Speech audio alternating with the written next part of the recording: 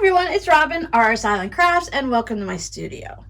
I am working on making some of my scrappy note cards. I have the cards all made. I have the scrappy bit of the card made. I've got my envelopes ready. I've made a stack of the actual cards. And the only thing left was to think about the linings for the envelopes. Some of you may have already figured out what I'm doing, of course, based on the title of this video. But I don't have a lot of fun linings right now. So I thought, what do I have around the house that I can use that isn't going to make me have to go up to the store or go to Joann's or hit up Amazon and order some more stuff? So I tend to save all of my calendars. Well, all for the last several years at least.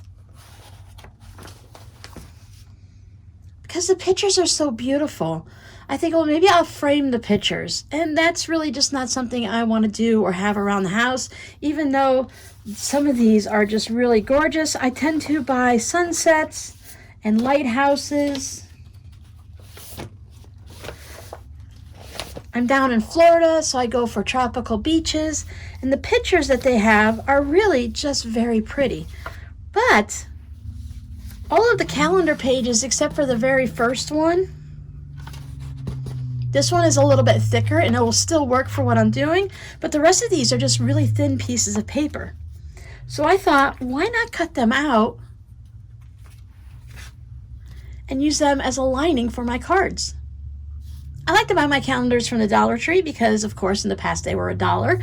And you also got this fun little small 12-month calendar that has just as many nice pictures in it. For the envelope size that I'm making, I need my liners to be cut at 4 1/4, which is perfect for this size of the calendar. I can get one out of each. The only thing I was trying to be careful of is I actually use these calendars. They're working calendars. I like to write in them. I don't write a lot. These were mostly to keep track of mine and Rob's doctor's appointments, and it's like a snapshot of your life for the year. When the kids were younger, I kept their school things on it. So I just wanted to make sure before I cut out any of the papers that I didn't have anything too personal on it. I'm double stick taping it to the envelope, but it could be peeled off. So I want to make sure I don't have anything like a random address, phone number. I never put social security numbers down, but you just want to be careful that there isn't anything important. I think at this point in 2018, if Rob had his pain pump refilled at 11 a.m., I'm not too worried about that going out into the world, considering, unfortunately, Rob passed away in 2019. So that bit of personal information is not going to do too much damage.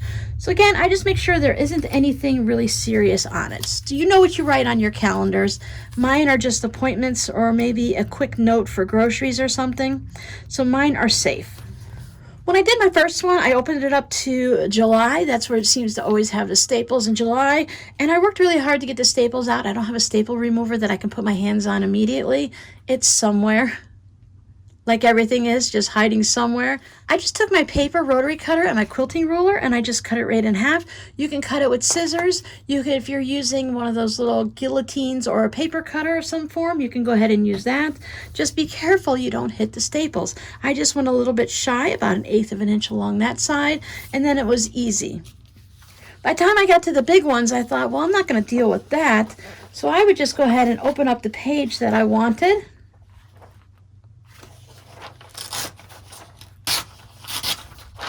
And I could just go ahead and pull it out. And you can see how thin these calendars are. These are Dollar Tree calendars. They're not meant to be very expensive. It's not quality paper, but it still has some really pretty, colorful pictures for each month. Because they're so thin, you can go ahead and stack these up. I didn't worry about directional things. I didn't worry about where it is in the picture or anything. I just cut, for me, I cut my 4 1/4 going like this. And then I just trimmed it in the opposite direction. And that gave me my variety. With the sunset and sunrises one, when you cut these, this is an extra strip. It's not wide enough for mine for this size envelope. But when I cut this at 4 1/4, I'll get different pictures from it. So even though you have one calendar page, I can have I think that's a sunrise, and then I can also have one with the flowers on it. So you have maybe a sunset, and then you have the grass. So you have a wide variety. I could use this in autumn, and I can use this down here in winter. I just like to mix and match mine. Mine are just scrappy cards. These aren't meant for any season or any holiday, so they will work for anything that I want to go ahead and put in the envelope. I use an envelope punch board from We Are Memory Keepers. I think I have at least one video on how I make my envelopes that I'll go ahead and link down below in the description box. But I just put some 1/4 inch double stick tape on it. And that lets me put it right there. As you can see, the clouds are up here and it's down there. And I honestly, I don't mind that it's a little bit crooked and stuff, because the way this is put in, it's put in on the diagonal. I cut it this way. So if you want to be really particular, you can go and line up your ruler a certain way to make sure, if you have like a palm tree and you want it lining straight up, you can go ahead and cut it in a particular way to make sure when you put it in your envelope that you end up with your palm tree straight up. I just really enjoy the scrappiness of it. I don't mind that it's a little bit sideways. As long as it's not upside down, I'm happy. As I'm putting these together, I just wanted to pop in real quick and give you a little heads up. While some of these look amazing, you have to watch, because you could see how on the thinner, lighter color pages that you can see the calendar coming through. And I think on the scrappy cards, there's some of the writing.